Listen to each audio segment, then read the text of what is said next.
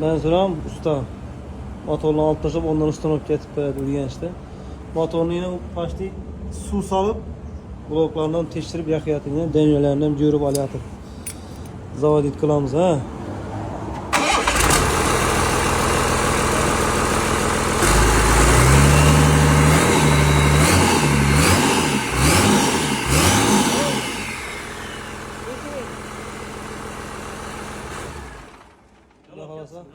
Motorumuz Grupga kerakmi?